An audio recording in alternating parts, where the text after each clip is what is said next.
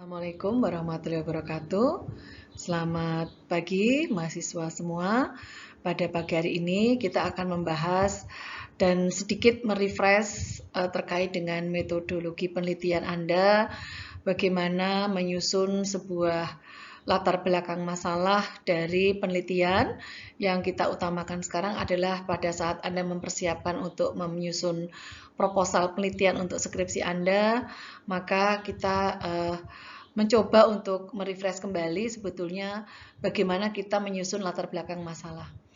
Baik, sebelumnya kita buka dulu dengan membaca basmalah. Bismillahirrohmanirrohim. Baik, di dalam latar belakang masalah, maka hal yang perlu Anda ingatkan karena ini menjadi masalah yang atau menjadi daya tarik awal yang sangat penting ya, dan kita bisa tahu bahwa di dalam latar belakang masalah itu, di dalam teknik penulisannya itu adalah ada dua yang perlu Anda perhatikan. Yang pertama adalah sebagai bentuk karya ilmiah, maka alinea pembuka itu akan menjadi point of view yang membawa daya tarik awal. Jadi orang membaca di latar belakang masalah itu sebetulnya dia sudah akan mampu untuk menggambarkan bahwa nanti kira-kira penelitian ini akan kemana begitu, akan memiliki tujuan apa dan sebagainya. Nah, lalu yang kedua adalah perpindahan antar alinea itu kalimatnya harus nyambung, ya.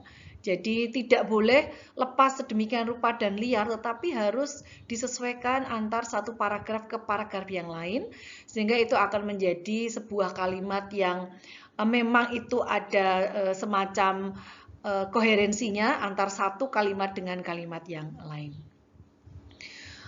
Lalu kita juga tahu bahwa di dalam usulan penelitian itu memang awal yang paling penting ya, dan sebenarnya menurut saya paling sulit itu adalah pada saat menyusun latar belakang masalah atau di pendahuluan. Maka di dalam usulan penelitian karena ada 4 bagian ya, ada pendahuluan, ada pengembangan teori dan hipotesis, ada metode penelitian dan ada hasil ya, ada hasil, analisis data dan hasil pembahasan, serta kesimpulan saran, dan yang kelima adalah daftar pustaka. Sehingga dari sini kita bisa tahu bahwa ketika kita menyusun latar belakang penelitian, maka uraian yang ditulis peneliti itu menggambarkan rencana penelitian yang akan dilakukan. Sehingga kita menyusun ya, menguraikan apa yang akan kita lakukan dalam penelitian ini, rencananya seperti apa. Lalu juga di bagian latar belakang penelitian ini adalah merupakan bagian penting yang ditulis tidak terlalu panjang tetapi jelas ya. Dan itu menggambarkan misalkan apa fenomenanya, apa hasil riset gap-nya ya. Kalaupun itu ditambahi itu sangat bagus sebagai Anda mahasiswa S1 untuk menyusun skripsi karya ilmiahnya. Sehingga di sini sampai nanti mengerucut ya, dari deduksi ke induksi, mengerucut dari hal yang umum ke khusus sehingga nanti Anda tertarik mengapa Anda akan melakukan penelitian sesuai dengan topik itu. Nah, ini adalah yang penting jelas, singkat ya, dan akan mudah untuk dibaca oleh pihak lain.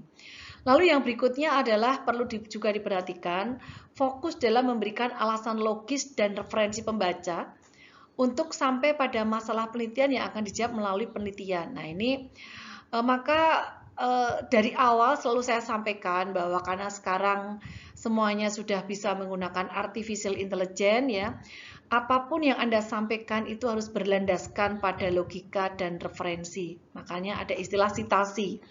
Nah, oleh karena itu, supaya Anda sejak awal sudah membiasakan untuk melakukan dan menggunakan sitasi dengan reference tool yang sudah banyak ada di dunia pendidikan atau di dunia ilmiah ya, terkait dengan penulisan-penulisan ilmiah, maka silakan Anda sejak awal harus belajar ya terkait dengan reference tool, menggunakan artificial intelligence ya, apakah itu EndNote, apakah itu Mendeley, apakah itu Zotero ya, itu silakan, itu adalah Anda preferensinya kemana, karena ini sangat penting.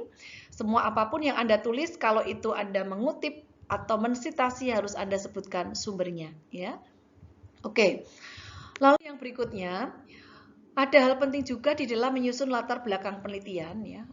Itu adalah bahwa dalam penulisan latar belakang penelitian atau latar belakang masalah ini merupakan hal yang penting ya dalam menyusun proposal penelitian, karena ini akan menggambarkan alasan pentingnya mengapa Anda tertarik untuk membuat penelitian dengan topik yang Anda inginkan.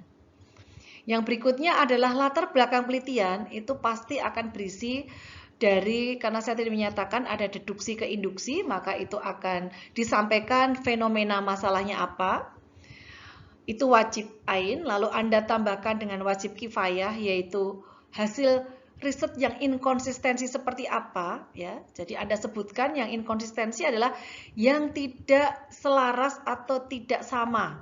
Ini perlu Anda sampaikan 1 atau 2 ya, supaya Anda belajar bahwa ketika saya akan menyusun sebuah riset, maka awalnya kan dari fenomena atau dari masalah. Nah, dengan fenomena kan jelas kalau itu simptom atau gejala munculnya masalah, sedangkan hasil riset yang tidak konsisten itu adalah muncul masalah karena yang satu hasil riset, misalkan hasil riset ini tentang workplace spirituality terhadap counterproductive behavior dinyatakan berpengaruh dan signifikan, sedangkan penelitian lain misalkan dari Jono itu adalah tidak berpengaruh dan jelas tidak signifikan ya, maka ini merupakan hasil yang inkonsistensi. Maka dari situ masih ada celah untuk dilakukan penelitian dengan topik workplace spirituality dan perilaku kontraproduktif. Nah, ini yang akan mengatakan bahwa ada penjelasan logis atas konsep yang Anda bangun.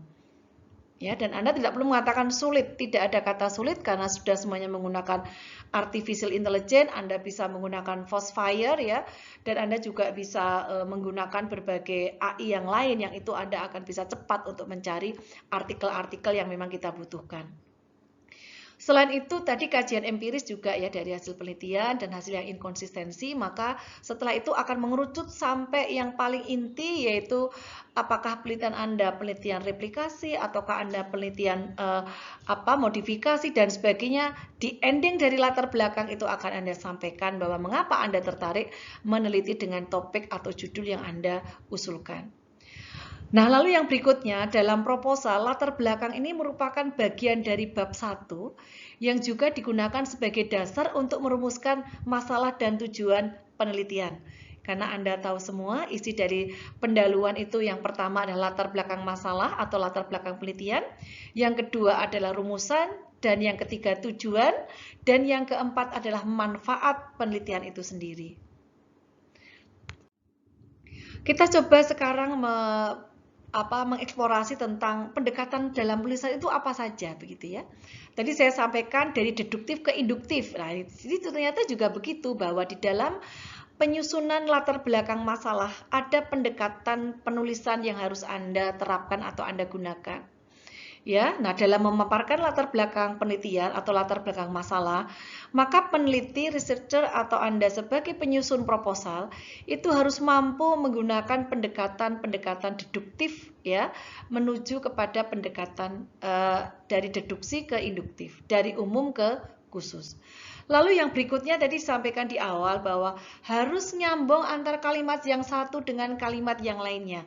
Harus memiliki sinergisitas antar kalimat yang satu dengan kalimat yang lainnya ketika ganti paragraf. Nah, sehingga disampaikan di sini bahwa ada rangkaian kalimat, rangkaian alinea yang harus menjadi perhatian peneliti ya, sehingga pembaca mampu memahami alur berpikir secara jelas.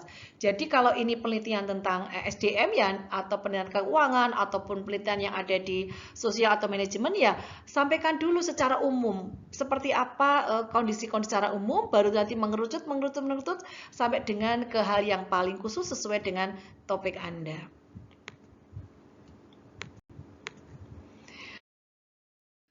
Baik, itu yang bisa saya sampaikan terkait dengan latar belakang masalah, sehingga Anda di minggu ini ya, di pertemuan berikutnya, kalian semua harus segera untuk mengubah pola pikirnya, jangan menunggu sampai teori tentang proposal penelitian disampaikan, tetapi Anda harus proaktif untuk segera membuka satu penyusunan pedoman skripsi yang sudah dikeluarkan oleh Fakultas Ekonomi dan Bisnis, sehingga Anda akan bisa step by step segera tune in di dalam penyusunan proposal ini.